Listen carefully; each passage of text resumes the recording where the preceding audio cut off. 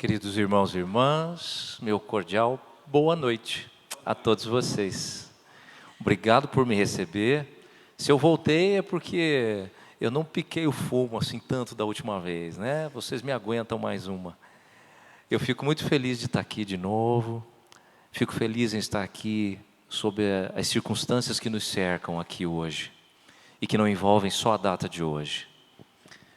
Fico feliz pelo carinho com que o reverendo Paulo tem me recebido, tem me tratado. Agora, como ele disse, os trabalhos administrativos já foram feitos, já fui recebido. Dá para dizer que já casei, já assinei o papel, não adianta fugir mais. Agora serei procurado já como devedor de compromisso. E nós estamos muito felizes com esse compromisso. Eu, Maressa, as crianças, minha mãe, meus sogros, e muitas pessoas queridas têm orado já há um bom tempo por vocês, pela caminhada e para que Deus use nossas vidas para sermos bênção uns na vida dos outros. Hoje, queridos, no meio dessa porção de detalhes que envolve o nosso encontro, eu quero convidar você para abrir a sua Bíblia no texto que se encontra no Novo Testamento, o finalzinho da carta que Paulo escreve a Timóteo, 2 Timóteo, capítulo de número 4, e os versículos serão de 6 até o 8. Eu fiquei pensando ali, geralmente no seminário a gente aprende a escolher um tema, a olhar a mensagem, fazer um resumo e tal. E eu confesso que tive trabalho diante do texto aqui, mas eu achei que ficou bom nesta toada aqui, memória do amor. O amor tem memória. E, diga-se de passagem, não tem nenhuma doença mental na memória do amor, não. Pelo contrário, quem trabalha com saúde mental sabe que alguns starts, alguns insights, alguns processos mnemônicos, mesmo com certas deficiências e enfermidades, são iniciados em relacionamentos em que havia um amor profundo. Às vezes numa UTI, em coma, ao ouvir a voz daquela pessoa, você vê pelos equipamentos que quem está em coma reage àquela voz. Memória do amor. Eu queria falar hoje sobre isso, sobre memórias do amor.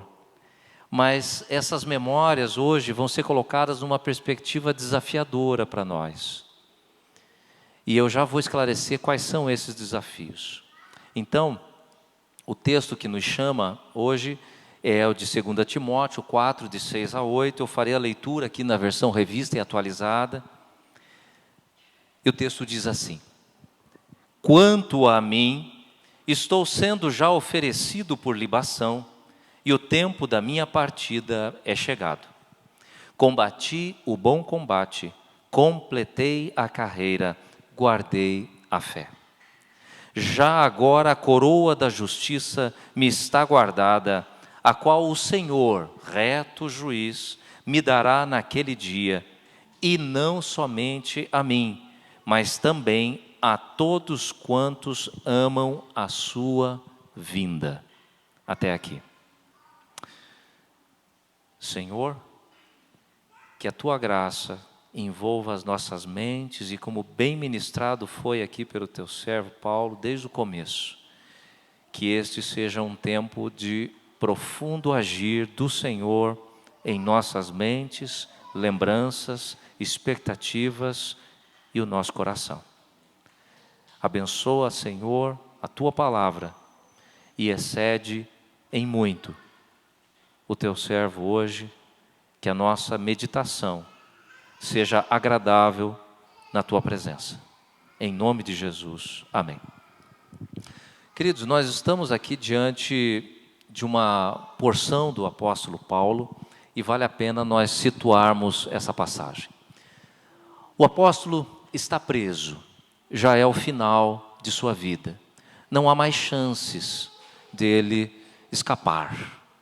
Diferente de Pedro, que também em outra passagem em Atos estava preso e também sem chances de escapar aparentes, afinal de contas, ele tinha 4 guarnições junto dele.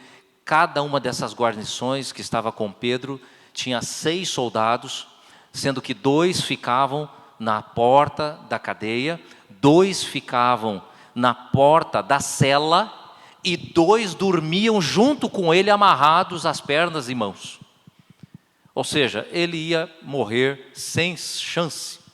E milagrosamente, o anjo do Senhor entra na cadeia, tira as algemas, sem acordar ninguém, retira Pedro da cadeia, sem acordar ninguém, e o dispensa, e ele vai então para a casa de uma irmã, onde estão todos orando por ele, inclusive na presença de João Marcos. E quando chega lá, os irmãos estão orando pela libertação dele, algo quase impossível. Mas, incrivelmente, quando eles veem que é Pedro, eles não acreditam que é Pedro. Que absurdo. Você já viveu isso, Paulo?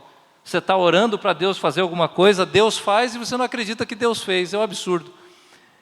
Pois é, Pedro foi liberto desta vez, milagrosamente, mas no caso de Paulo, este milagre não ocorreu. E ele já sabe disso. Tanto Pedro quanto Paulo estão presos e tranquilos em Deus com isso. Mas com Pedro foi diferente o desfecho. Paulo está escrevendo suas últimas páginas, as cartas da prisão, como por exemplo Colossenses. E já também no caminho a carta a Filemão, o bilhete a Filemão. Essa é uma das cartas que Paulo escreve, então, já encerrando a sua carreira e já entendendo em Deus que as coisas vão mudar. As coisas vão mudar. E que coisas precisam se ajustar agora. Ele faz isso da maneira que a Bíblia recomenda. Ele faz isso através de um exame, um autoexame. Então, na carta de Paulo a Timóteo, nós vamos encontrar Paulo sendo muito gentil, muito afetuoso, muito emocionado no que ele fala. Ele vai falar sobre a obra evangélica, a obra missionária, como tem que ser feita, quem tem que fazer, como tem que fazer, quais são os desafios, os perigos, os ataques do inimigo pelos quais nós vamos passar. E ele então, falando sobre todas essas coisas, também está entregando o bastão e dizendo, olha gente, eu não vou poder fazer isso junto de vocês. Daqui para frente vão só vocês. Ao melhor estilo Moisés, quando já encaminha o povo, mas tem que ficar no monte, porque ele não vai entrar lá. E ele tem que ver de longe. Paulo não verá o progresso da obra evangélica. Termina ali, naquelas paredes de sua cela. Ele fala muito sobre esperança. Incrível. Sobre esperança. É nesse contexto que Paulo escreve um dos seus melhores escritos sobre gratidão e alegria. É uma das cartas de prisão. E nessa carta ele escreve, alegremo-nos e outra vez regozijemo-nos no Senhor. Alegria em meio à prisão. Só Deus faz essas coisas em nossa vida mesmo, não é? É por isso que às vezes olhamos para algumas pessoas e dizemos, gente, como é que essa mulher consegue? Como é que este homem suporta esse tipo de coisa? No Senhor. Só pelo Senhor. Não tem como ser de outra maneira, queridos. Essa força tem que vir de outro lugar. Não se trata de preparo mental, de cultura, educação familiar, boa leitura, formação. Não, é uma força que vem do céu. Só o céu sustenta. Nesse contexto, então, vamos olhar a nossa passagem aqui, o versículo 6. Pode passar lá. Reparem o que diz, aliás, um detalhe que eu esqueci. Aqui no capítulo 4, Paulo está falando sobre as instruções quanto à obra missionária, do versículo 1 ao versículo 5. Depois ele vai falar sobre essa esperança viva que ele sente no coração, o que ele enxerga pelos olhos da fé, nos versículos 6 a 8. No versículo 9, ele fará um pedido franco, direto, objetivo, preciso de ajuda. Venham me ajudar, o mais rápido possível. E dos versículos 10 ao 22, ele vai fazer saudações para pessoas queridas. Como ele está se despedindo, ele está mencionando várias pessoas. E está falando com todas elas, porque ele não as verá mais e não se falarão mais. É nesse contexto do capítulo 4 que Paulo escreve esta passagem, muito bem conhecida de todos nós, aliás, bem conhecida até para quem não é muito afeito à leitura bíblica, né? Quem já não viu esse versículo em algum lugar? Combati o bom combate, completei a carreira, guardei a fé. Pois bem, versículo de número 6, olhemos com atenção. Quanto a mim, estou sendo já oferecido por libação e o tempo da minha partida é chegado. Um acréscimo aqui, queridos. Às vezes, a tradução está boa, mas talvez a interpretação é que nos cause alguma estranheza. Dá a impressão que esse tempo chegou, é o fim. Não é essa a ideia do texto, tá? Por isso eu coloquei ali do lado. A ideia é que o tempo do fim está muito próximo, está vizinho, tá? Está iminente. O fim está chegando. Não é que ele já chegou, acabou. Está terminado, consumado. Não, já está às portas. Tá? É essa a ideia. Ou seja, falta mais alguma coisa. Falta um detalhe para que se conclua. É esse o detalhe que ele quer colocar aqui. Muito bem, quanto a mim. Essa expressão é muito boa, porque tem a ver com tudo que está acontecendo hoje aqui. A celebração pelo aniversário, a mesa do Senhor, a Eucaristia, tem a ver com a vinda de uma família missionária para esta igreja, eu e minha família, e tem a ver com o deslocamento de outra família missionária para outra comunidade que os aguarda na vida do Paulo. Veja quanta coisa nós temos para lidar aqui. Queridos, a nossa autoimagem tem a ver com um exame que nós fazemos de nós mesmos. Geralmente usamos um texto conhecido da ceia para que façamos, cada um examine-se a si mesmo e depois tome do pão e beba do cálice. Examinar a nós mesmos. Queridos, esse exame é fundamental para que você possa avaliar o que Deus tem feito na sua história e na sua vida. Paulo está terminando o seu trabalho e ele faz um autoexame. Quanto a mim, uma leitura pessoal, ele se olha no espelho, não no espelho dos parques de diversão, onde os espelhos são com diferentes formas e nos dão imagens distorcidas de nós. Ele olha para o espelho que é o pior de todos os espelhos, o mais preciso em qualidade de pixels. Dá para fazer zoom e a imagem fica com uma qualidade perfeita, é praticamente um microscópio. Você vai aumentando a resolução e não perde um detalhe. E você pode pensar comigo, esse espelho é a consciência. É uma boa tentativa, mas não é. O espelho do apóstolo Paulo é Jesus. Jesus é o nosso espelho. Nós devemos espelhar a Cristo. A nossa régua é lá em cima, não aqui embaixo. A análise que o apóstolo faz é um convite da palavra de Deus que de Gênesis a Apocalipse pede a mesma coisa. Que a gente medite. Meditar na palavra do Senhor de dia e de noite. A meditação, queridos, não é algo para seitas orientais ou para quem é mais descolado, mais zen. Não. Meditar, refletir, ter esse momento de introspecção é uma obrigação na vida daquele e daquela que servem a Deus. Meditar na palavra do Senhor de dia e de noite. A autorreflexão. E isso é feita feito olhando para um critério. E não é o critério do seu psicólogo. Não é o critério do psiquiatra. Não é o critério do estudioso do comportamento humano que fez a melhor tese do ano. Não é comparado com o estudo de campo feito pela melhor universidade da Bélgica. Não é algo produzido como inovador pelo recente ganhador do Prêmio Nobel. O que é que servirá de critério para a sua reflexão a respeito de você mesmo? Cristo.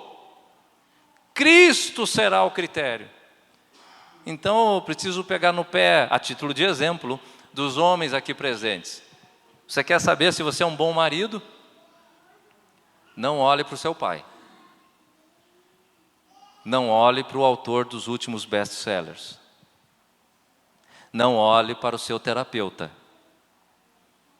Não olhe para as manchetes e nem para os quiz e os testezinhos que você encontra na internet. Você quer saber se você é um bom marido? Olhe para Jesus. Aprenda a ser um marido olhando para Jesus. Jesus é o padrão.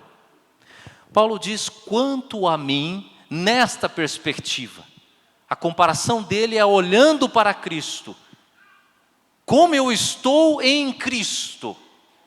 É assim que ele começa a sua reflexão, quanto a mim. E ele faz um contraponto exatamente com o versículo 5, pode deixar ali a sua Bíblia aberta e você vai ver. No versículo 5 ele está falando de Timóteo e ele diz, tu porém. Vocês percebem a separação e o contraponto? Quanto a mim, tu porém. Com você é uma história, comigo é outra história. Eu acho que as reflexões sinceras começam quando nós entendemos que cada um, individualmente, tem uma história e uma relação com Deus. Não dá para comparar o tempo todo. Não dá para almejar o que Deus fez na vida do outro. Eu provavelmente não vou abrir nenhum mar, nem vermelho, nem amarelo, nem branco, nem manso, nem bravo. Se eu tentar, provavelmente precisarei de um salva-vidas. Quem fez isso? Só um que abriu o mar. Deus quis fazer isso com ele. Eu não tenho que ter ciúme dele, inveja dele, ou pedir que Deus me dê o privilégio de fazer o que ele fez. Eu preciso fazer com que em mim seja executada o que Deus quer que eu faça. Quanto a mim, tu, porém. Aqui começa uma boa análise, queridos, que nós fazemos, porque nós dispensamos as pessoas à nossa volta e paramos de fazer comparações equivocadas. Por exemplo, hoje aqui, talvez você diga, fulano tinha que estar ouvindo isso hoje aqui. Não, querido, quanto a mim, tu, porém. Quanto a mim. 14 anos de organização e mais alguns anos de trabalho anterior. Eu quero convidar aqui desde os que estão desde o começo, até aqueles que estão chegando agora. Hoje, aqui, agora, comece a pensar dessa maneira, quanto a mim. Como é que está você, hoje, aqui e agora? Você está triste? Você está hoje aqui com seu coração moído? Seu casamento não está bem? Sua filhinha está doente? Você acabou de perder o emprego? Alguém te passou para trás e a traição dói? Quanto a mim, como é que você está hoje, aqui, diante de Deus? Já estou sendo oferecido como libação. A linguagem do apóstolo aqui vai falar sobre um ato do rito de ofertas e sacrifícios. Você vai encontrar isso lá nos 5 primeiros livros da Bíblia, Números, Deuteronômio, Levítico. O sacrifício, a oferta de libação. A oferta de libação é líquida. comumente usada com vinho. E ela é derramada diante do altar, geralmente no início das ofertas do dia. É o primeiro ato de oferta, derramar o vinho para começar os trabalhos de sacrifício que se seguirão durante o dia. Paulo está dizendo, e veja, ele poderia usar tantas figuras para comparar a vida dele, né? Um homem que com certeza tem um conhecimento, uma experiência vastíssima. Veja como é que ele se enxerga. De tantas formas que ele poderia se encarar, quando ele olha para Cristo, o que ele enxerga? Eu sou uma oferta. Eu sou uma oferta ao Senhor. E eu estou no começo das ofertas. No comecinho. Tem muito para acontecer. Paulo já está deixando claro a Timóteo. Timóteo, há muito para Deus fazer ainda na igreja. Timóteo, Deus vai operar milagres ainda, maravilhas, transformar vidas. Mas eu não vou ver isto aqui. Porque eu estou só no comecinho. Eu sou só o início de um grande trabalho que a igreja ainda tem que fazer. Paulo não tem nenhuma pretensão de substituir Cristo aqui, meus irmãos, evidentemente, de dizer que tudo começa com Ele, por óbvio. Mas diante do que cabe a Ele, das responsabilidades que foram dadas a Ele, e que agora Ele não pode mais exercer, Ele precisa passar isso à frente, e Ele dá uma palavra de ânimo, mostrando então a Timóteo, Timóteo, eu fui até onde Deus me permitiu andar. Daqui para frente, não poderei fazê-lo. Queridos, 14 anos de organização. Quem é que vai caminhar daqui para frente? Se eu perguntasse isso e dissesse, levante a mão, quem quer caminhar por mais 5 anos servindo ao Senhor aqui? Com zelo, com amor. Paulo entende que ele é derramado, tem a sua vida derramada, e ele é só o começo de uma obra incrível. E a obra é tão incrível, meu irmão, que nós estamos aqui hoje, 2000 anos depois. Porque ele começou. Começou na casa de uma irmã querida. Começou na iniciativa de um presbítero, um diácono, um irmão que disse, vamos começar o trabalho lá. Alguém foi a libação, alguém começou. Que trabalho será que poderemos começar no próximo ano, Paulo? Que ofertas de libação essa igreja poderá oferecer a Jesus a partir de 2024? Que trabalhos novos poderemos abrir? Que trabalhos novos tem no seu coração, Paulo, para a comunidade fraterna? Quantas ofertas de libação você deseja oferecer ao Senhor? Começar. Como é bom começar. Como é bom começar. Todas as partes têm a sua alegria, mas começar é sempre muito bom. Paulo está animando Timóteo, dizendo, olha, eu estou encerrando, mas você vai começar. E o tempo da minha partida é chegado. A minha partida é uma expressão linguística da língua que fala sobre a partida de navios. Ela está falando sobre você subir no navio, levantar âncora e zarpar. O detalhe dessa expressão é que ela carrega o sentido de que todo navio que levanta a âncora, ele não só parte, mas ele parte com destino certo. Ele não entra no mar à deriva. Todo navio parte sabendo para onde vai. Ele pode não saber como será o clima, as intempéries, o mar, mas ele sabe a direção e sabe exatamente onde quer chegar. Nesse momento de reflexão no dia de hoje, quanto a mim, para onde eu quero ir? Onde eu quero chegar?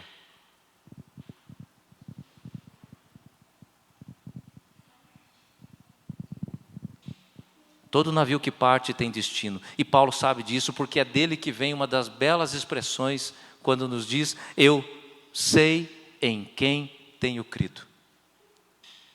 E estou bem certo que é poderoso.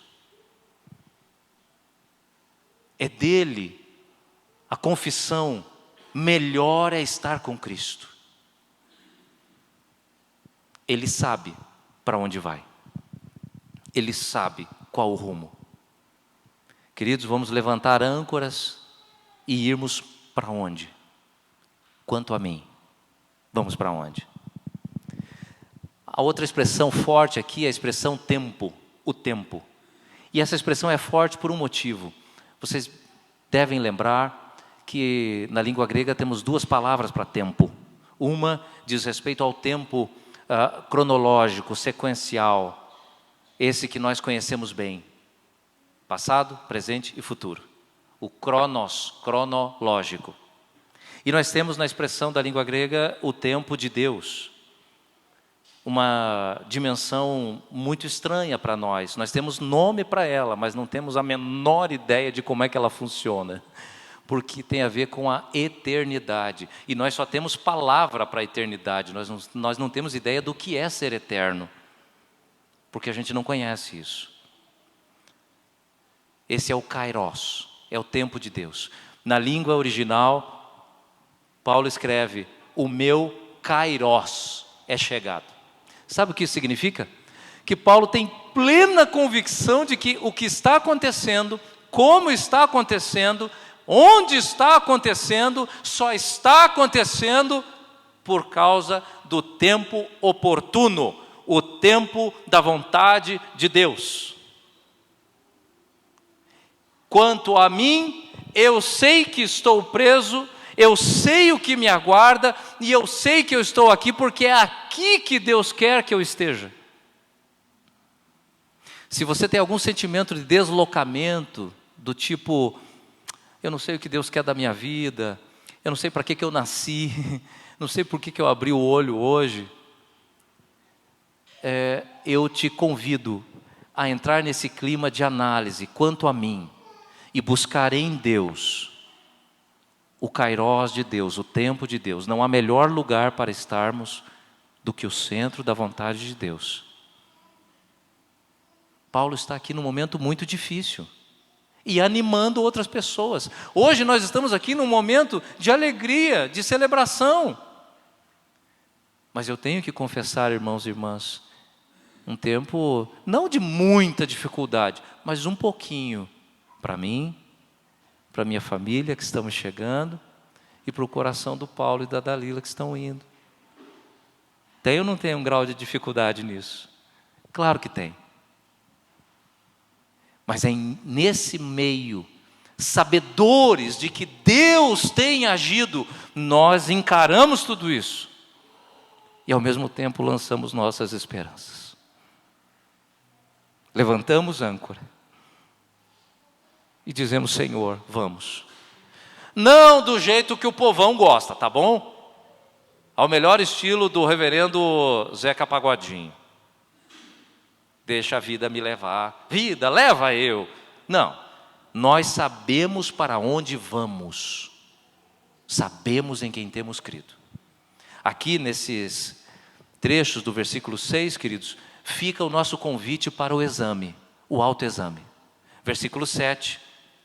Vocês vão encontrar o texto conhecido. Combati o bom combate, completei a carreira e guardei a fé. Paulo vai usar aqui 3 figuras. A figura do soldado, a figura do atleta e a figura do crente, do discípulo. Tá? O texto que nós conhecemos bem fala sobre combater o combate. A palavra antiga aqui quer dizer a agona, a agonia. A sua agonia de alma, isso é a luta interior, de agonia. Paulo combate na ágona, na perturbação da alma. Ele combateu este combate. Então já tira um pouco da nossa pretensão aquelas brigas bobas, né, de cair no braço com alguém. Não é desse combate que Paulo está falando aqui. Ele está falando do combate do crente. O combate que é fazer mortificar a nossa vida, a nossa carne, para que Cristo cresça. Esse é o combate. Por isso ele coloca isso no singular e de uma maneira objetiva. O bom combate. não é qualquer combate. Crente não é briguento. Crente bom e fervoroso não é crente que se mete em tudo que é briga. Ele combate o bom combate. E o bom combate é fazer mortificar a nossa natureza terrena. Esse é o combate que vale a pena. O resto não vale a pena. O resto, gente, só traz atrapalho. Esse é o único que edifica. Então ele usa a linguagem do soldado para mostrar que somos soldados, porque estamos em guerra, estamos em batalha, queridos. Não acreditem nas mensagens de prosperidade, principalmente nesse final de ano, né? Sempre se retomam todas aquelas mensagens lindas, né? Por favor, gente, não se deixem levar por esse mundanismo à toa. O mundo é mau, jaz no maligno, ele está rugindo, ele quer levar quem puder. As coisas não são fáceis. Então, precisamos entender que estamos alertas. Estamos em luta. Fique alerta. O seu casamento pode mudar de uma hora para outra. O seu emprego pode mudar de uma hora para outra. A pessoa que você ama pode partir de uma hora para outra. Jesus pode voltar de uma hora para outra. Aliás, sendo bem bíblico, num piscar de olhos. Tudo pode mudar. O soldado é aquele que está sempre alerta. Quanto a mim, estou alerta? Ou será que eu estou relaxando um pouquinho? Estou relaxando na leitura bíblica, estou relaxando na vida de oração, estou relaxando no meu compromisso com Deus, estou relaxando na obra de evangelização. Será que depois de 14 anos não tem gente aqui levantando a mão e dizendo: ô reverendo, foi fácil não, estou cansado. Tá? Eu sei, queridos, eu sei que você está, eu também estou. Mas é por isso que a gente se reúne, para darmos as mãos uns aos outros e dizer: queridos, ainda não terminou. E como bom soldado, firme, ainda não acabou. Nenhum soldado dorme em serviço. Nenhum soldado dorme na vigília. Isso custa a guerra.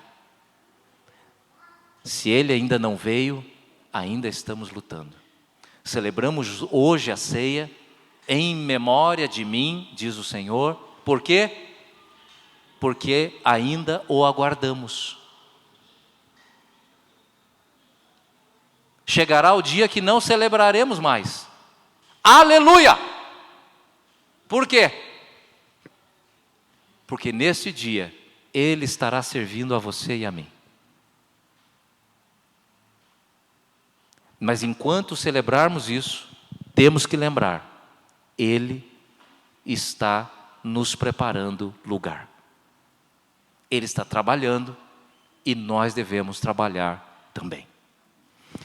Segue o texto então falando sobre o combate e depois dizendo que ele completa a carreira. Essa é outra expressão que Paulo usa, muito comum na linguagem dele, tirada da área atlética, do esporte. Completar a carreira é terminar a prova. Mas não só terminar a prova, né? É terminar a prova completa e dentro da regra. Nem todo mundo joga dentro da regra, né? Queridos, não tenham inveja daqueles que parece que estão correndo mais do que você. Dá uma olhada se ele não está usando um anabolizantezinho, não. O problema não será correr, queridos. Muitos estão participando da prova. E aos leitores mais assíduos da palavra de Deus sabem quantas vidas nós já conhecemos que já ficaram pelo caminho. Porque correram da maneira errada. Paulo diz que ele correu esta prova, é uma prova específica, essa que ele faz menção, e ele concluiu esta prova dentro da regra, e agora entrega a sua conclusão ao Senhor.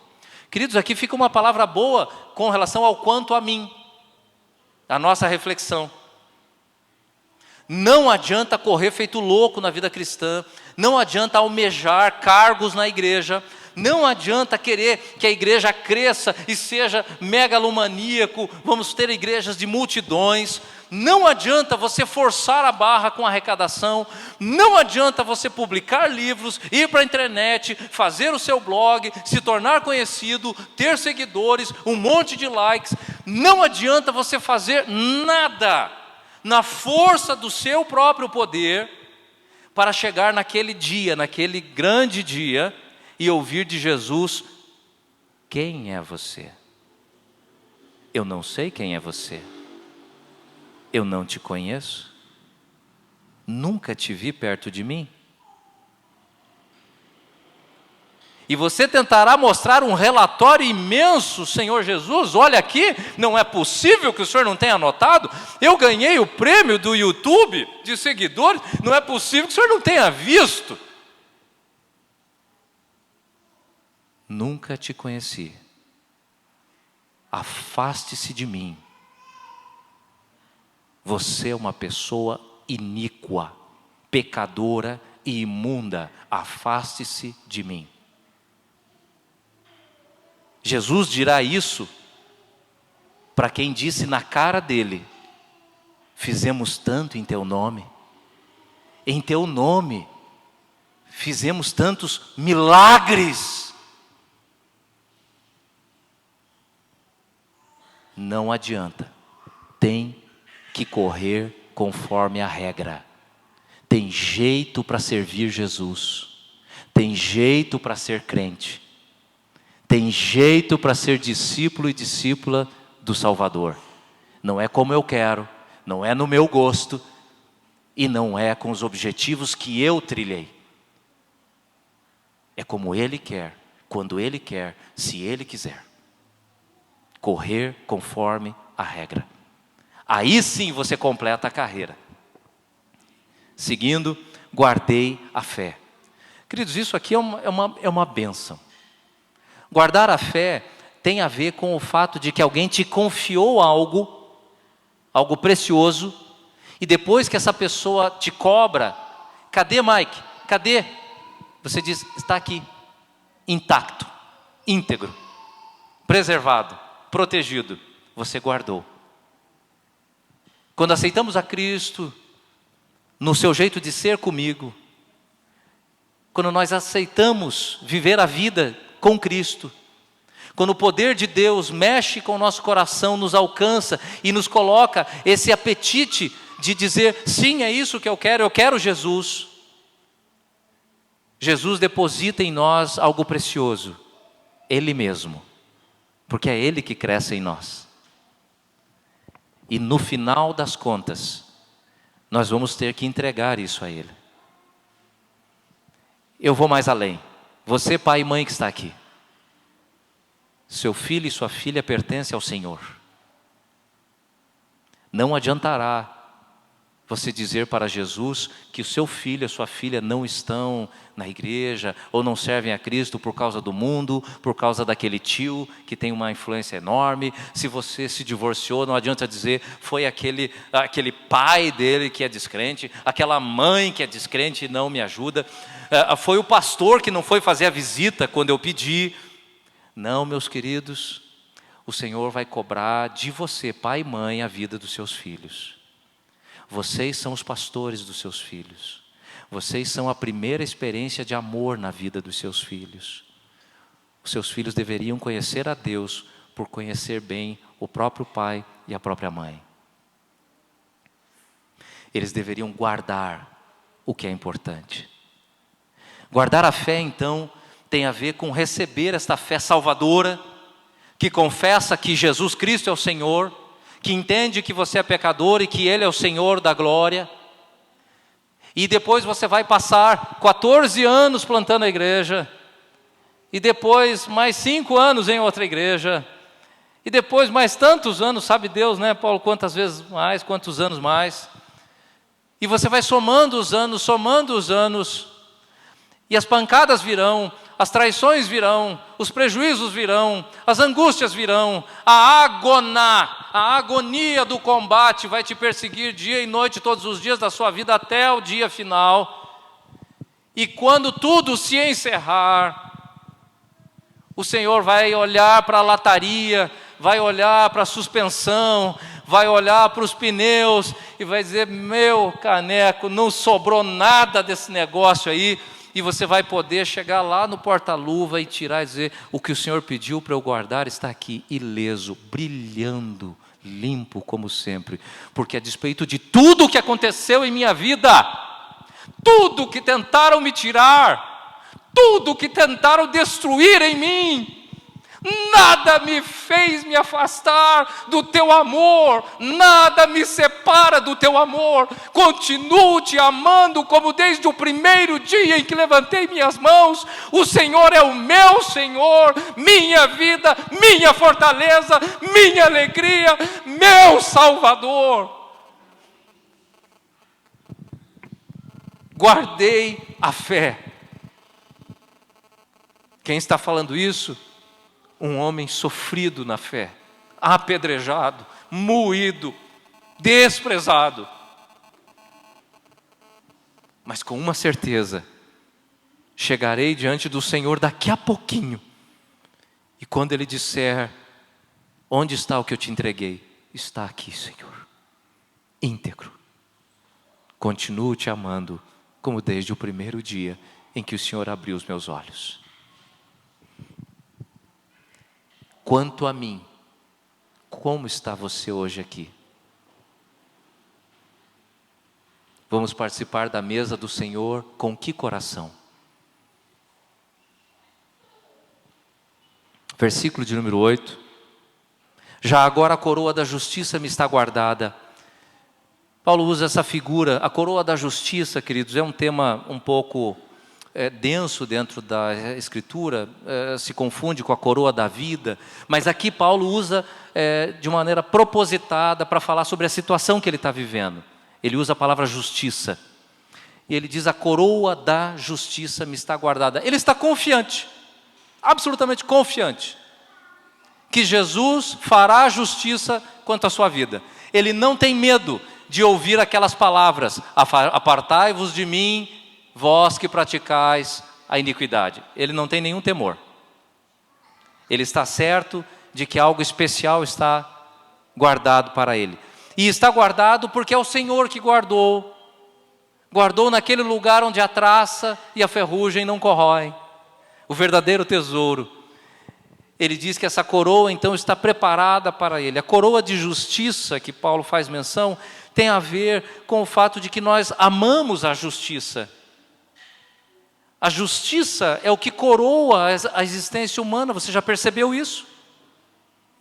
Você já percebeu que boa parte de nossas aflições tem a ver com falta de justiça? Quando você sente que um filho deveria te agradecer mais do que ele agradece, de que o seu marido deveria te amar e te reconhecer mais do que ele reconhece, de que no seu trabalho você deveria ganhar mais do que você tem recebido, por conta da sua dedicação e zelo, o acúmulo de tarefas inclusive.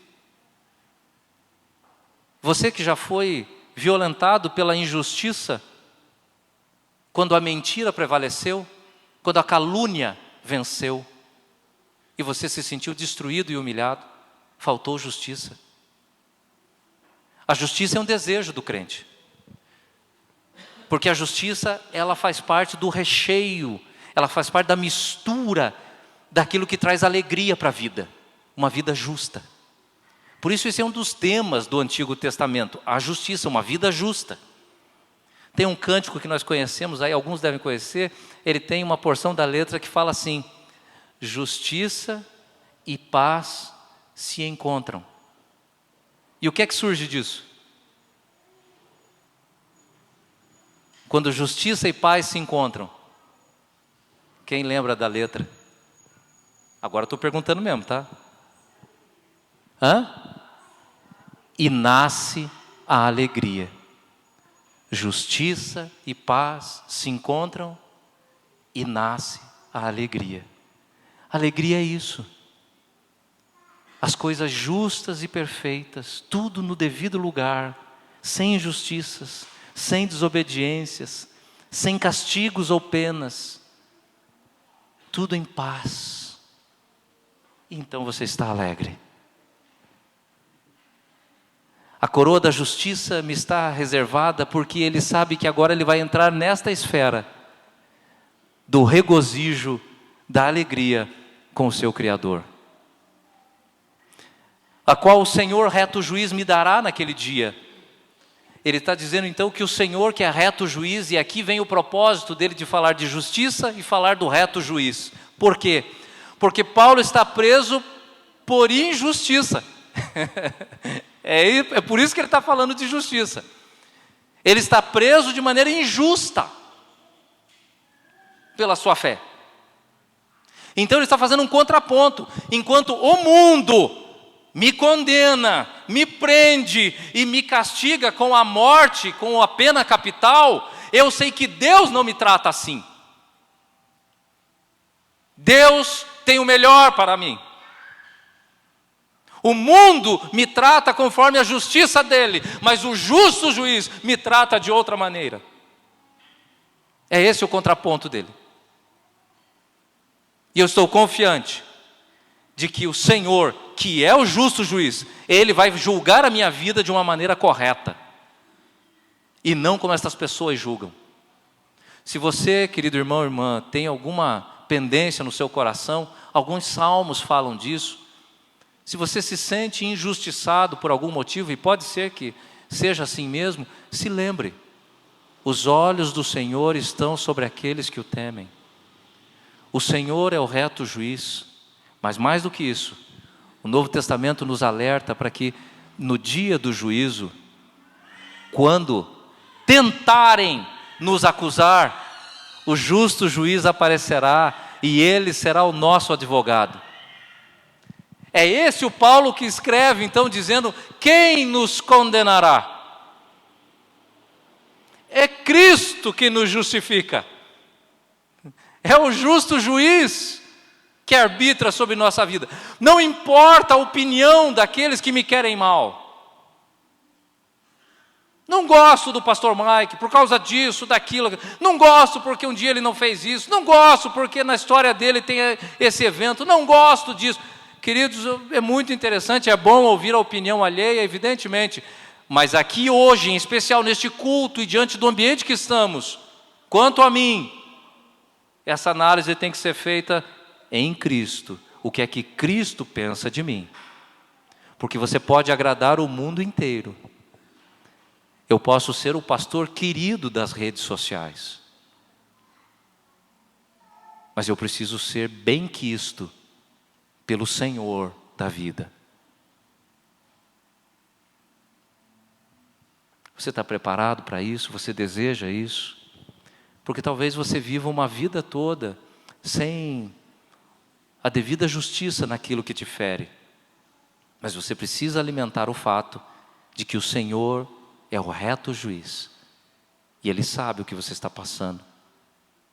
Ele sabe há quantos anos você carrega essa angústia. Ele sabe o quanto você se esforça para não revidar.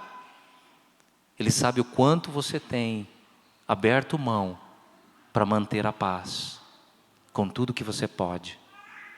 Quantos sapos engolidos. Ele sabe. Ele ouve. Ele vê. Se preocupe com o juízo dele, de mais ninguém. E não somente a mim, mas também a todos quanto amam a sua vinda. Alguém poderia dizer que Paulo é pretensioso, né? Alguns estudiosos falam isso, inclusive dizendo que esse trecho não é dele. Esse trecho aqui seria de um escriba, de um discípulo dele, porque demonstra certa pretensão, certa ostentação, certa soberba. Eu discordo, concordando com um outro grupo, entendendo que são 3 versículos apenas, queridos, e não tem como você inserir uma defesa, uma apologia em 3 versículos falando de tudo. Ou seja, você tem que entender os 3 versículos à luz da carta toda, evidente. Então é por isso que ele não discorre mais sobre isso. Então, olhando quem é e olhando o conteúdo da carta, evidentemente que Paulo não está sustentando essa expectativa de fé porque ele acredita nas suas obras, porque ele é bom, porque ele é o cara. Claro que não. E o que é que prova para mim definitivamente que ele jamais pensaria tal coisa? É exatamente a continuação do texto. Quando ele diz que a coroa já está preparada e que o reto juiz fará o que será o melhor, ele diz, e outra, isso vai acontecer não só comigo. Cadê a soberba aqui? Cadê a pretensão e o egoísmo? Nenhum, zero. Ele deixa claro, isso não vai acontecer só comigo, Timóteo, porque eu sou o Paulo. Espalhe para as igrejas, eu sou o Paulo, é por isso que essas coisas acontecem. Não, ele diz, queridos, isso vai acontecer comigo e com mais gente, porque eu não sou o centro do olhar de Deus, como muitos tentam dizer hoje.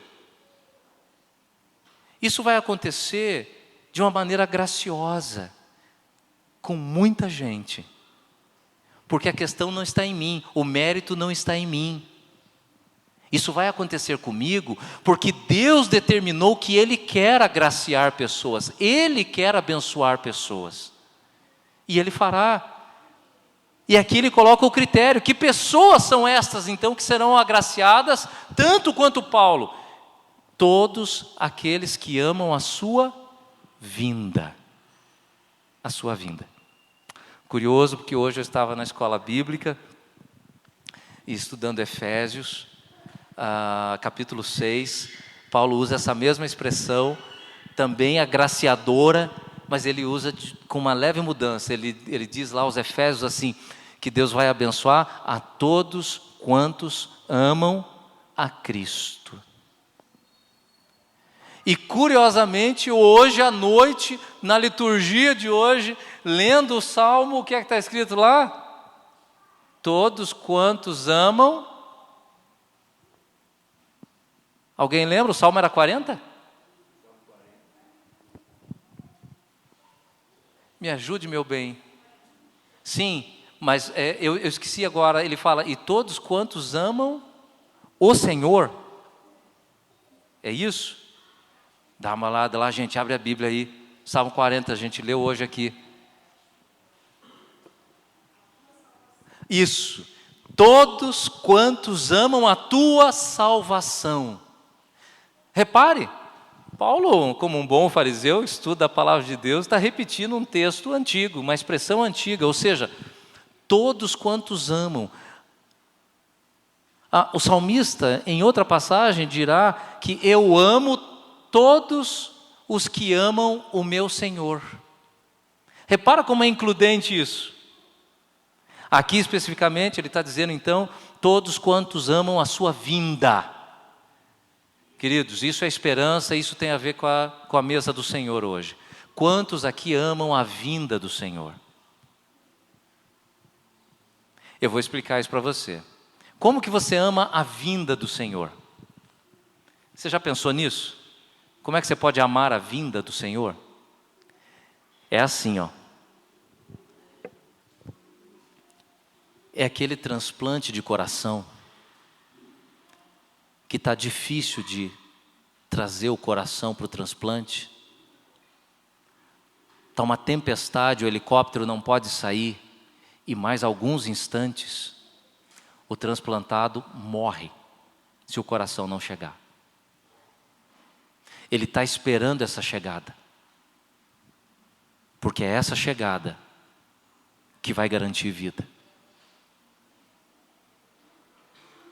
Se não chegar, ele pode ser o cara mais milionário do mundo, ele pode ter a família mais bonita do mundo, ele pode ser o presidente mais amado do seu país, ele pode ser o que ele quiser. Se esse coração não chegar, acaba tudo.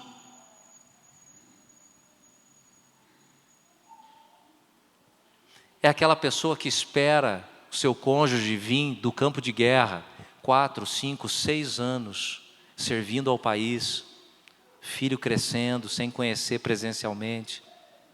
Esta chegada é tudo. É o sinal de que agora estaremos em família juntos. É isso que acontece quando a gente vai para o aeroporto e vê aquele pessoal esperando com placas, com bexigas. Tem gente que é bem escandalosa, né? Passa um pouco da conta. Não precisa envergonhar quem está chegando, né? Mas ser brega ou não tem a ver com bênção, né, gente? Então, a pessoa está pronta para chegar. Por que toda aquela festa? Por que todo esse preparo? Por que tanta expectativa? É porque essa chegada, ela implica numa mudança completa das coisas. Vai ser diferente daqui para frente. A gente espera a vinda de Jesus, porque a vinda de Jesus vai mudar tudo. Toda a sua agonia, a sua agonia vai acabar. É por isso que nós celebramos em memória de mim, até que Ele venha. Esperar a vinda do Senhor é uma expectativa pela pessoa do Senhor. Quando Ele estiver aqui, tudo estará resolvido. A presença dEle significa que tudo se fez novo. É Ele aqui. Ele tem que estar aqui.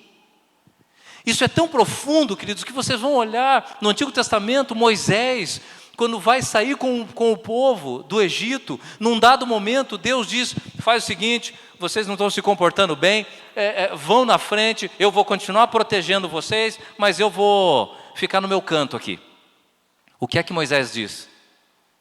Senhor, a gente não quer só o teu milagre, a gente não quer só os teus poderes, a gente não quer só saber que a gente tem um amuleto que nos protege. Senhor, o que é importante é o Senhor. Se o Senhor não estiver conosco, não adianta o milagre, não adianta o poder, não adianta a proteção. Porque o que nós queremos é o Senhor, é a sua companhia. É do Senhor que a gente precisa.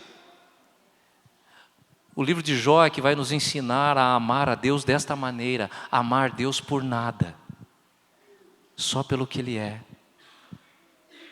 Ainda que Ele nos tire tudo. Você ama pela pessoa que Ele é. Ele é uma pessoa amável. Digna de amor. Você não o ama porque Ele te dá alguma coisa, porque Ele te ajuda com alguma coisa, porque Ele te protege de alguma coisa.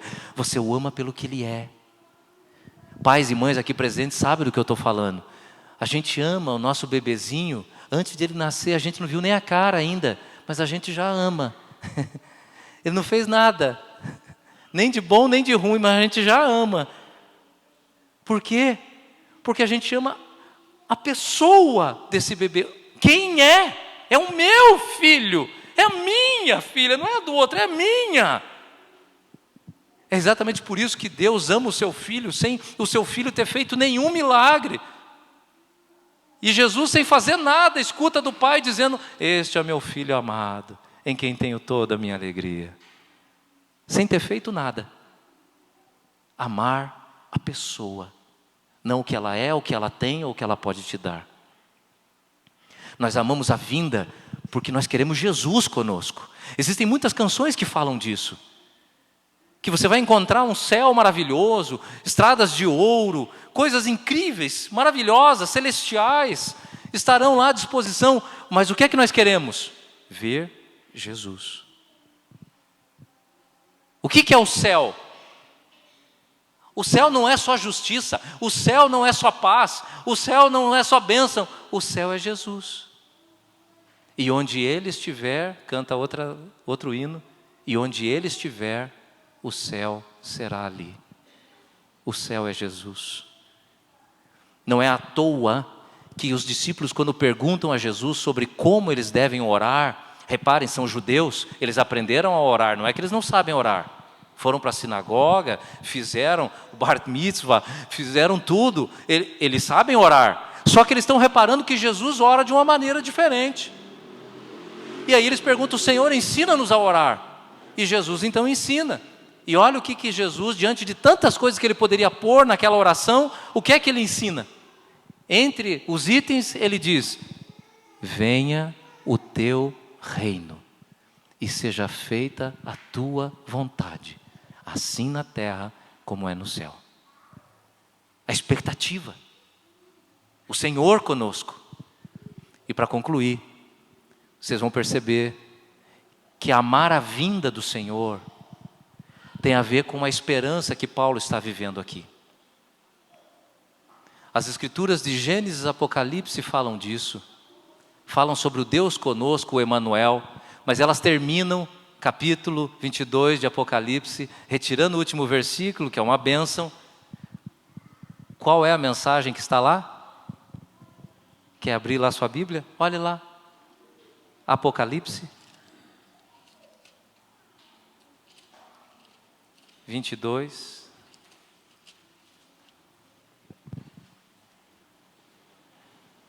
Olha o que diz versículo 18. Eu, a todo aquele que ouve as palavras da profecia deste livro, testifico. Se alguém lhe fizer qualquer acréscimo, Deus lhe acrescentará os flagelos escritos neste livro. E se alguém tirar qualquer coisa das palavras do livro desta profecia, Deus tirará a sua parte da árvore da vida, da cidade santa e das coisas que se acham escritas neste livro. Aquele que dá testemunho destas coisas diz: certamente venho sem demora. Maranata. A expressão antiga Maranata. Venha já. Venha já. Maranata, ora vem, Senhor Jesus. Eu queria que com isso, queridos, à luz dessa palavra, vocês analisassem esses anos de história e de celebração e percebessem que algumas coisas estão se concluindo nesses 14 anos. Algumas coisas não serão mais como foram até aqui, mas coisas novas estão começando. Nós precisamos analisar nossas vidas, quanto a mim. Como estamos diante de Deus? Jesus é o critério. Como você está? Como tem andado? E por fim, saibam que o Senhor será a nossa justiça. Jeová Tzedikenu. O Senhor é a minha justiça. Aguarda no Senhor, espera pelo Senhor. O trabalho ou o combate ainda não terminou.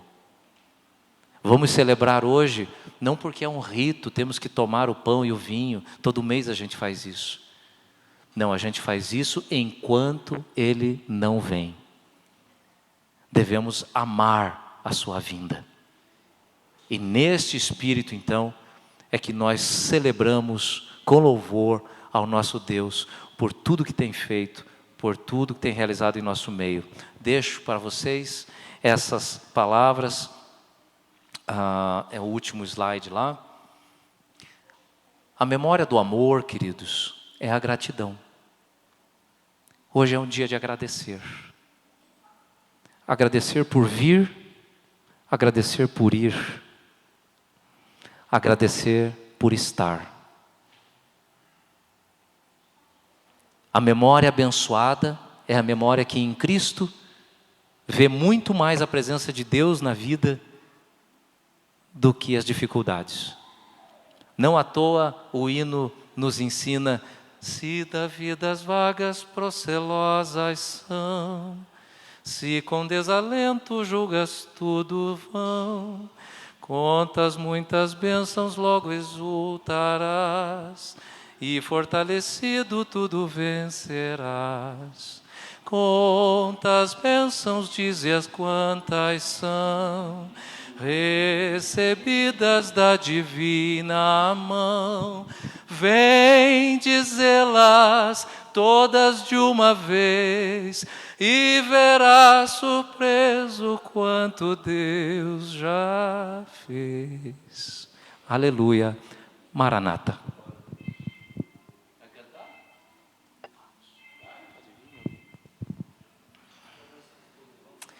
Queridos, eu vou trazer a vocês um carinho nosso, meu e da Marissa, para vocês, convidando vocês a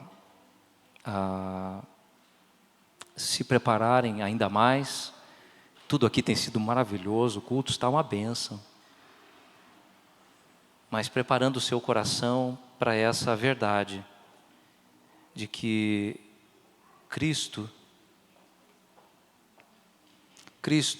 é o centro de tudo. Aguardar a vinda dele é aguardar por ele. É para isso que fazemos tudo. É para isso que eu e Marissa com a família estamos vindo. É por isso que Paulo e Dalila têm ido. É para Cristo. Tudo é para Cristo. Só para Cristo.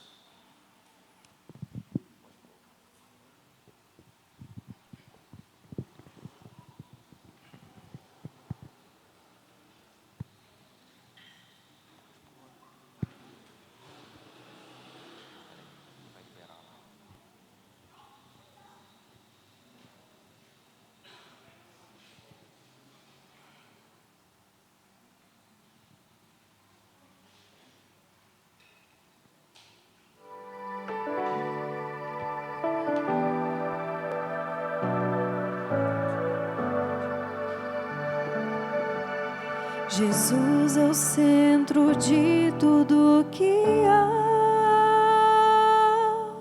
Jesus é o centro de tudo que há.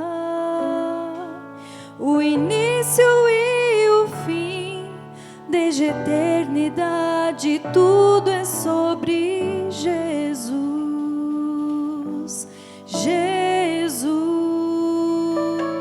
Jesus é o centro de tudo que há.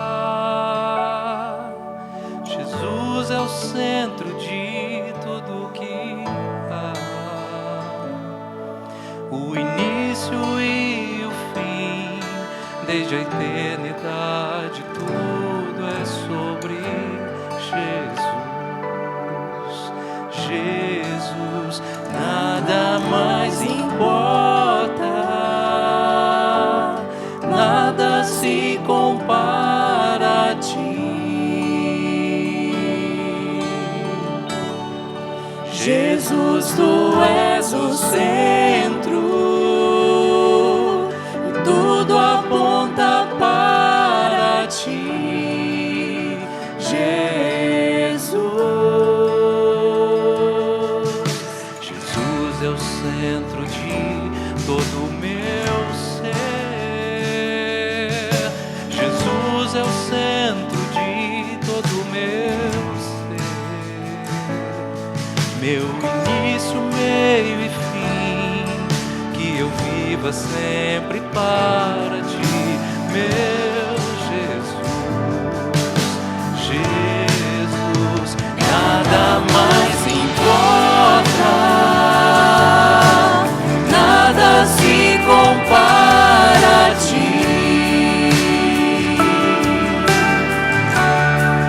Jesus, tu és o centro e tudo aponta para ti. Jesus, Nada mais importa,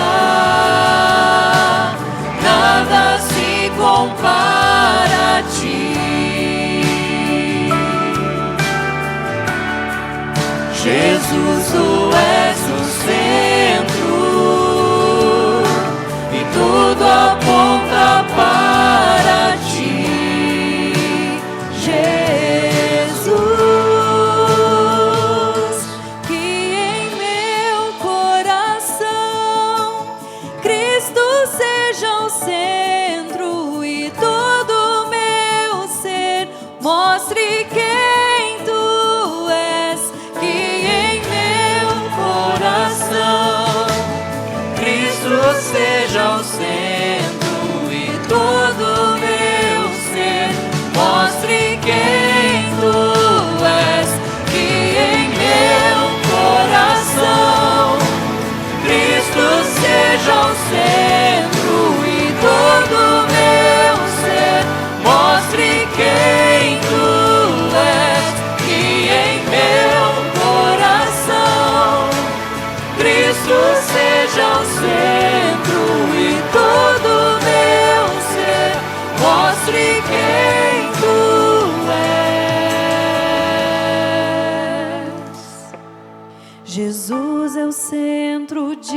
disso a igreja.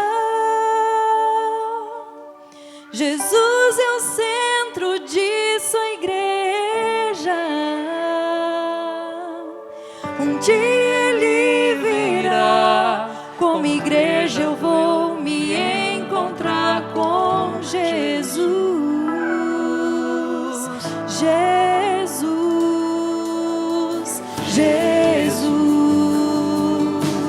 Jesus,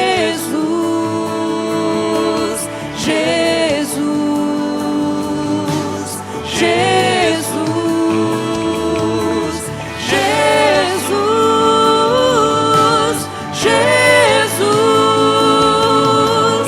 Jesus, Jesus, que em meu coração Cristo seja o centro e todo meu ser mostre quem Tu és. Que em meu coração Cristo seja o centro e todo meu ser mostre quem Tu és. Jesus.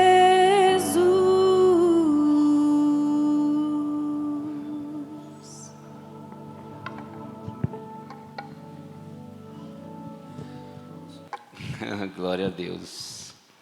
Obrigado, viu? Que bom ter vocês aqui hoje.